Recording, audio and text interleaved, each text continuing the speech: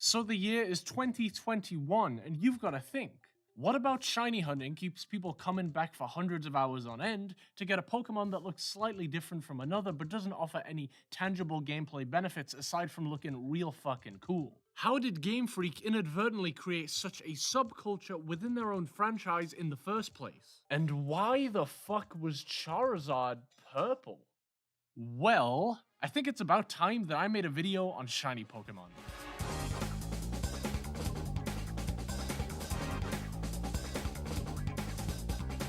Look, I've been shiny hunting ever since I first started playing Pokemon way back in Diamond and Pearl. Since my generation had the internet growing up, I was always acutely aware of what a shiny Pokemon was, and I even fucked around using my action replay to get a bunch that I still just have rotting away in my original copy of Pokemon Pearl. One of my most vivid memories from early Pokemon was when I disabled my action replay, pulled up to that double battle cave in Victory Road, and then instantly ran into a shiny Golbat whilst the other one was just normal. I even double checked after I caught it to see if it had anything to do with leftover data bullshit, but lo and behold, that shiny Golbat would remain with me as a legitimate shiny to this very day.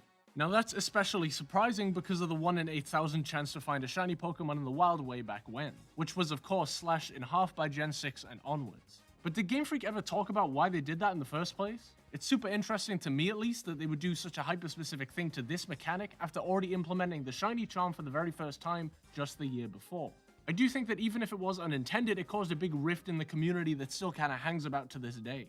Around the time that Game Freak decided to sprinkle more methods to shiny hunt into the games on top of the doubled odds, people started to put a lot of emphasis on whether your shiny Pokemon was worth anything given your hunting method and how exactly you got it. Which to me is a pretty stupid thing to give a shit about. As someone who's done countless hunts at various points throughout the series, I think judging people for how they choose to play the game is real fucking lame. Like sure, your shiny Quagsire is probably worth more to you because you invested a lot of time into that hunt back in 2003. But Lil Timmy's 1 in 3 Ultra Wormhole Quagsire that they got last weekend shouldn't ruin your day. Like we're in the 5th circle of community-born hell if you're arguing about whether your off-color fictional monster was harder to get than somebody else's. Shit, most shiny hunting methods now are far more interesting than back in like Gen 3, since they're actively engaging to interact with as opposed to running back and forth between some grass tiles.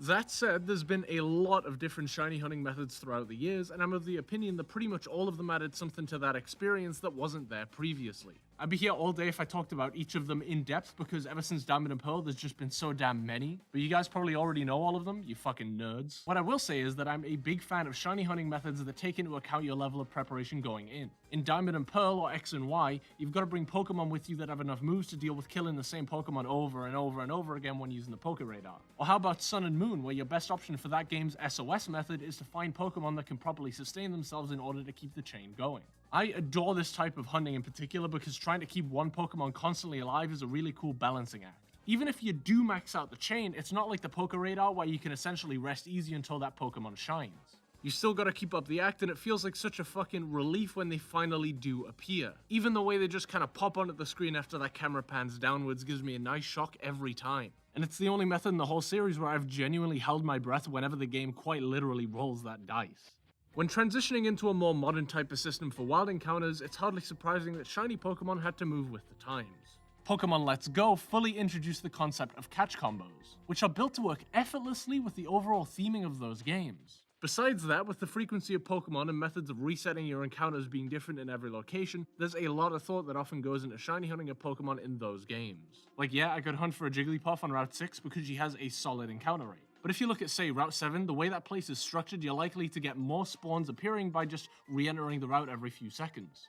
I just wish that you didn't just stand around and wait for them to finally appear once you're actually done with building that catch combo in plenty of other instances, though. Makes it feel like all of that setup kinda goes to waste when there's barely any engagement. Of course, plenty of other games in the series have allowed the player to get shiny Pokemon. Spin-offs like Mystery Dungeon, Rumble, and even Pokemon Quest let you get shinies in a way similarly to the normal games, but the side series are way more interesting. For whatever reason, Pokemon Colosseum and Gale of Darkness have weird as fuck variations on the colors of each shiny Pokemon in that game, and I cannot for the life of me explain why that's the case. Some of them just look like the normal textures with some strange, dodgy lighting, but others initially appear to be completely retextured. God, this blue Voltorb cracks me up because it's almost like they didn't even fucking try. What's even weirder is that Pokemon like Charmeleon and Mewtwo have shinies that are identical to how they looked in Gold and Silver despite being a Generation 3 game, where most of the shinies are still pretty accurate to their Gen 3 interpretations. The Pokemon in Colosseum don't seem to have dedicated shiny textures like they would eventually get in the later games, so I want to say that it's just a coincidence. But man, how the fuck do you get a Suicune that looks like that? Like, how is this not just a separate texture altogether? I guess this is the only time I'll ever get to bring it up, but Pokemon Stadium and Stadium Gold and Silver did some funky changes to the color of a Pokemon that was determined based on factors like its trainer ID, original trainer, and Pokemon's nickname. Even Smeargle got different tail colors based on what its IVs were. Even then, Stadium 2 had their own shiny Pokemon textures that were unique to that game, though some of them are real fucking weird, like this blue Fearow or teal Rattata. Something else that I also never really hear people talk about are the shiny sparkles between games and how they've changed over time. It might be the tiniest thing to give a shit about, but that lightning in a bottle feeling of getting something that you've been looking for so long should be accompanied by a visual that you'll just never forget. Okay, no, maybe I am making a big deal out of it. The sprite-based games usually had this really cool ring around the Pokemon, and the amount of time it hangs on said Pokemon's still frame gives you just enough time to take it in. I know I said that the hunting method in Gen 7 still gives you that really cool shock factor that's kinda similar, but the 3D games never really nailed that feel for me until very recently.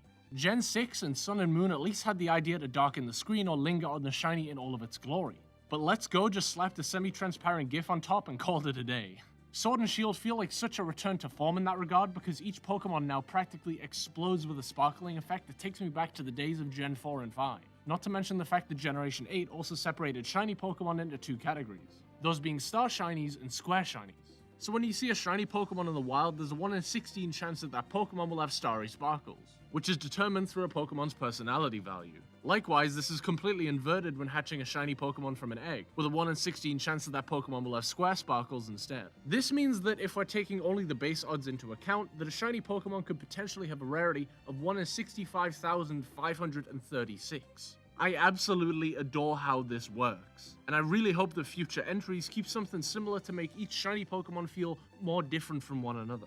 From my own research, events, and other faithful encounter-related Pokemon are always going to have square sparkles, and that's regardless of which generation you actually got them in. Strangely, the same can be said for all of the shinies I caught in Pokemon Let's Go Pikachu and Eevee, and even Pokemon Go. And it doesn't matter whether they were transferred through Go Park or Pokemon Home itself. Previous generations, however, appear to exclusively have starry sparkles, even including that Golbat that I caught over 10 years ago at this point. That being said, I really hope that they cut down on shiny lock in their Pokemon from this point onward. Black and White were the first games in the series to do this, and both back then and now I cannot understand why it's the case. Gen 5 locked Zekrom, Reshiram, and Victini, but to this day they have not released an event for any of these as shinies, which means that Victini in particular cannot be shiny in any circumstance at all. Gen 6 was pretty bad, and it's only really gotten worse since then. For whatever reason nowadays, they're doubling down by locking gift Pokemon in Sword and Shield, like the Toxel you get on Route 5 or even your starter Pokemon. All I can ask is that they fix this kind of thing because I don't think it benefits anybody on any side at all. So this one might be a bit more well known, but most of the Pokemon in Gen 2 have completely different shinies to what they do nowadays. I'm sure you've all seen the purple Charizard and silver Blastoise, but grey Omastar and blue Makago are really where it's at. Be honest, could you imagine the reaction if they changed a large chunk of the shinies today like they did in the transition from Gen 3? Yeah, they've made small tweaks in between generations, but overall the roster has been largely kept the same. See, what's fascinating about this to me is that Game Freak has essentially created a subculture so strong around shiny Pokemon, to the point where that very same subculture would cause huge pushback for a change like this nowadays. I say this with certainty because I can't find any big complaints from players at the time because shiny hunting wasn't nearly as huge as it is today. But I can assure you there will be some level of fallout if they pulled that switch in the current year. And with how the community typically perceives the discussion of 3D models and textures in the series when compared to the sprites, I'm sure many of those players expressed their disappointment in the shiny department over the last few years. The newer Pokemon that were designed with 3D in mind didn't have to suffer, but a good chunk of the first 5 gens of shiny Pokemon just felt gutted.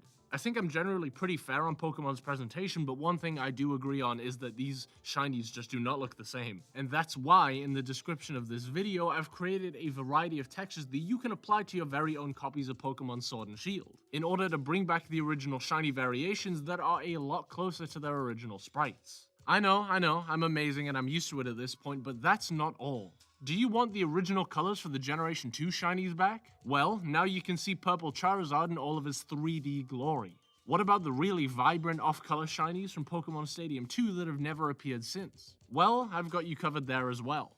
Wait, you want the off-color shiny Pokemon based on how they appear in Colosseum and Gale of Darkness? Well, you know what? I've also created textures for those too, and you can use all of these whenever you want. Okay, I'd be lying if I said that all of those were completed. At the time of this video's upload, the only ones that are fully functioning are the sprite-based colors for the shinies that got reduced in quality from gens 5 to 6, with the others being passively worked on in the background. Heavily referencing the original model, testing and implementing this sort of thing is absurdly difficult, and naturally it's going to take a lot of time. Keep your eyes peeled on Game Banana and especially my Twitter for more updates though, since these are projects that I'm really excited to get working on throughout the year. Giving the community more options to customize their games is such a cool thing, and there's a universe out there where Game Freak does something similar and gives us these options. Shit, I'd help them out with my existing work as is. All you guys would need to do is just ask. I want to thank you for making it to the end of this video, especially given that it's my first run back after a huge hiatus. As a result, taking a look at my Patreon for early access to new content from this point onwards, besides some other perks, would mean the world to me, and would allow me to continue creating the variety of Pokemon content that I do, even outside of just videos. All I can say is thank you for being so patient, and that Lewtwo Season 2 is finally happening.